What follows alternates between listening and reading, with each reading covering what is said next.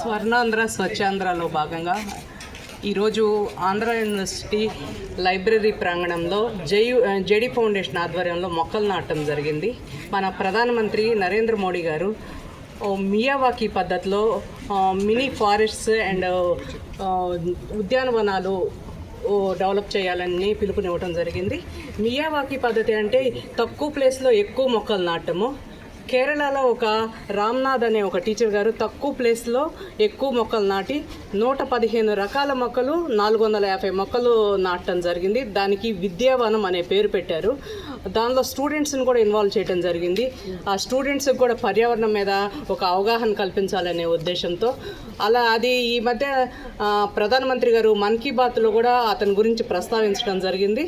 ఇలాగే మేము గుజరాత్లో కూడా 2001లో భూకంపం వల్ల మరణించిన వ్యక్తులకి గుర్తుగా స్మృతి వన్ అనేది కచ్లో ఏర్పాటు చేయడం జరిగింది.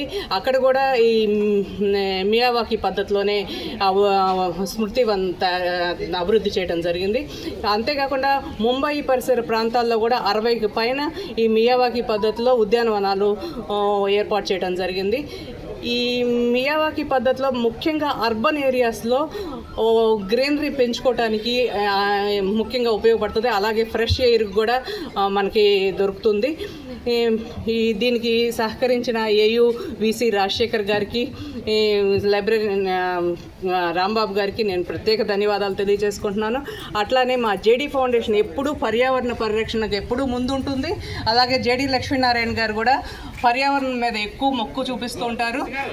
అదేవిధంగా స్టేట్ గవర్నమెంట్ కూడా మన చంద్రబాబు నాయుడు గారు కానివ్వండి, పవన్ కళ్యాణ్ గారు కానివ్వండి, ఈ పర్యావరణం మీద ఎక్కువ అవగాహన కల్పించే విధంగా కార్యక్రమాలు చేపట్టడము, పర్యావరణం మీద శ్రద్ధ చూపించడము, 1,00,000 మొక్కలు నాటే కార్యక్రమం నుండి పలు కార్యక్రమాలతో ప్రజలకు అవేర్నెస్ క్రియేట్ చేస్తున్నారు.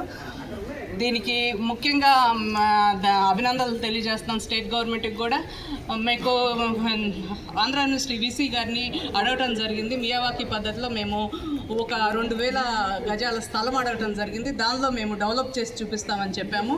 అతను అంగీకరించినందుకు మేము జేడీ ఫౌండేషన్ తరఫున మేము అభినందనలు తెలియజేసుకుంటున్నాము. Thank you.